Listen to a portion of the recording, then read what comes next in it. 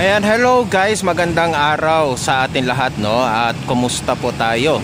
Sana ay nasa mga mabuti ho tayo mga kalagayan, guys, ha? So this is Laking Davao once again, guys, and welcome back to my channel.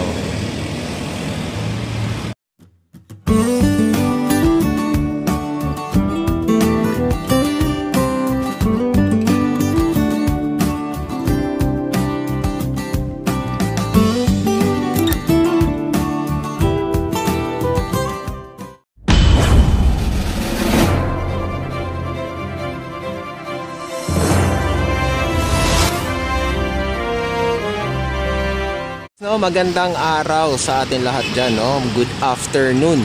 So nandito ho tayo ngayon sa Boulevard dito sa Davao City, no? At binalikan natin itong isa, no, sa mga ginagawa din dito, or this is the latest update about this, the expansion of this Felcris Centrale, no? Or the kung tawagin nilang the uprise, no? Ayan. So nagkaroon na ho ng mga salamin, guys, no? Meron ng salamin. Yung iba nagkakabit na lang sila ng mga other claddings na to complete, no? So siguro mga sa paningin siguro natin dito, guys, no, mga next year, no, first quarter tapos na to, no, around February, no, tapos na to. And actually meron na tong tenant na gagamit na rin dito, no, sa newly here in Davao, no. So yun, ang hindi pa natin alam yung about sa expansion din ng mall nito, which is sa baba lang nito, no. Kasi dati kasi yung mall nito is dito lang na area,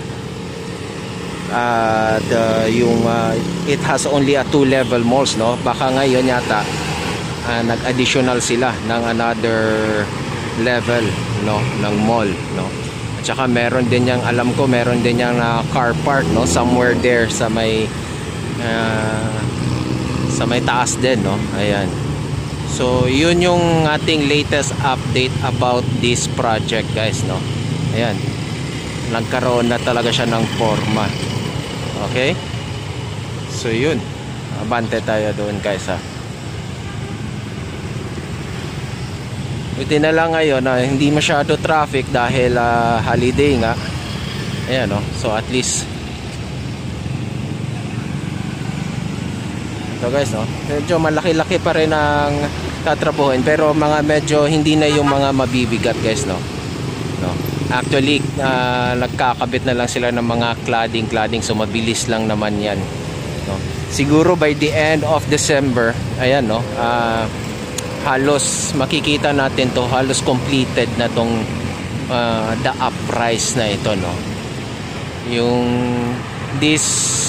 Yung uprise ngayon, guys, is a 9-level stories, no, building na siya, no. Kasi yung formerly nito, yung which is yung the mall area, ito kasi yung the mall, yung mall mismo, no, ng Felcris Centrale dati, no, or yung Chimes, no.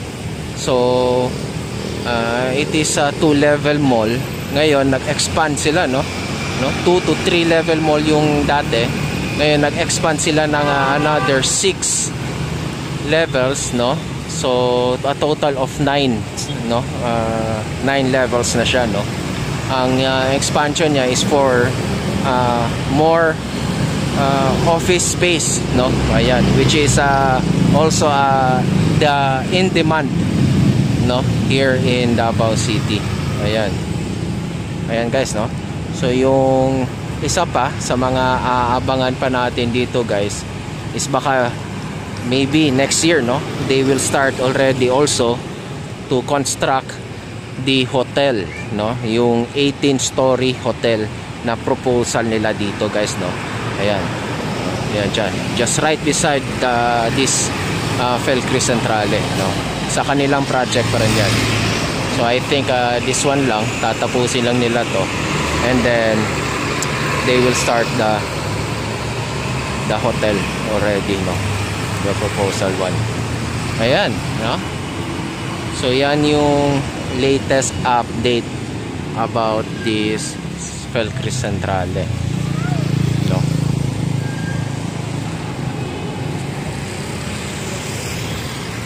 Ayan. So yung bound dyan guys is going to Ecoland na yan, no?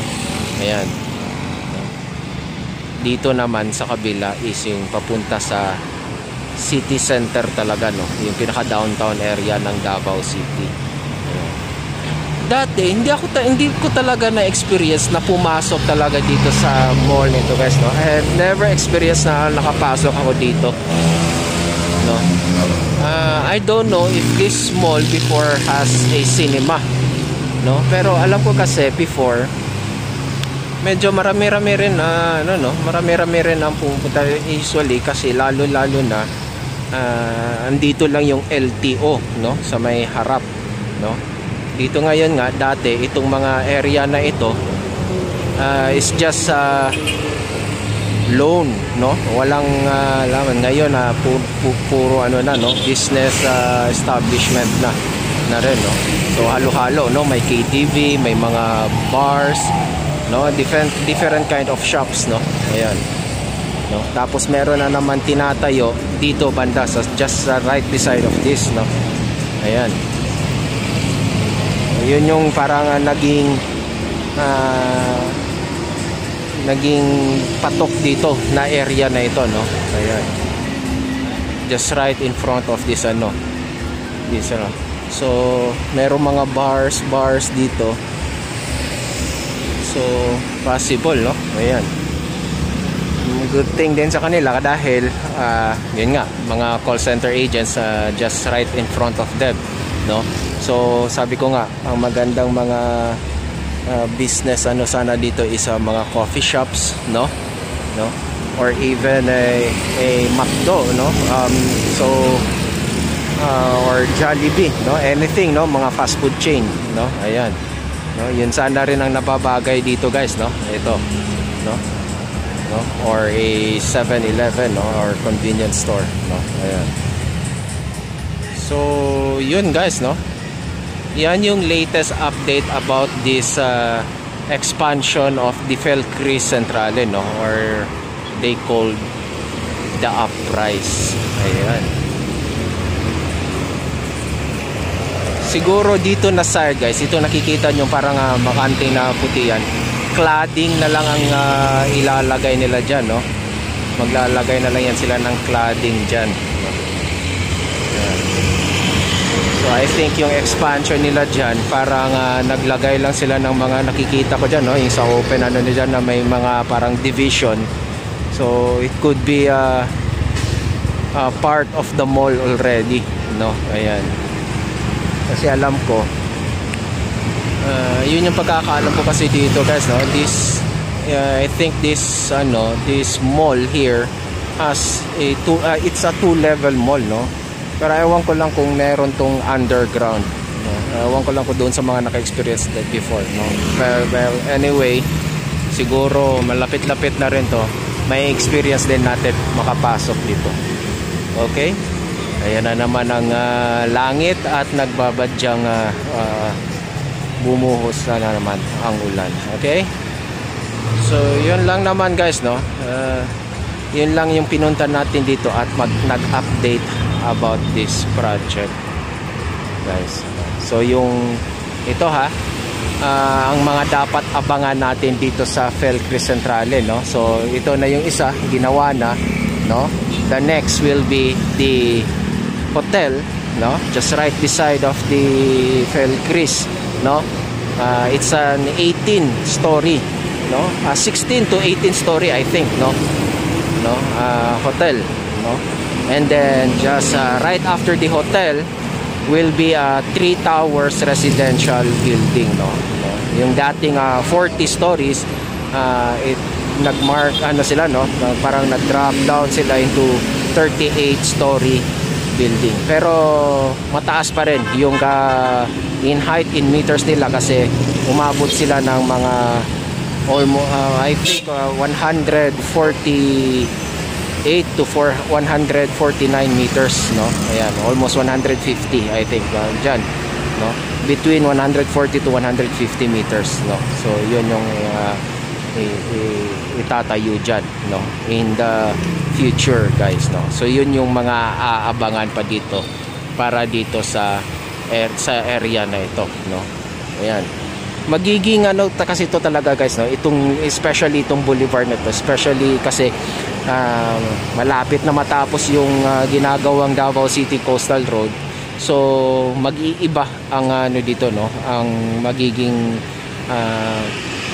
yung tawag nitong tinatawag natin magiging vibrant niya, no, yung parang mag-iiba ang ano dito, marami magtatayuan na ng mga panibago, no, kasi yan lang naman talaga eh. That is the power of the infrastructure guys, no. It invites investors, no. Kaya hindi ko talaga maintindihan yung iba, bakit yung iba against about infrastructure, but actually that infrastructure yan ang magbibigay sa atin ng in the future trabaho, no, and much more better living space here in sa ating bansa, lugar, no. Yan, sa ating bansa. Yan, no? So yun guys.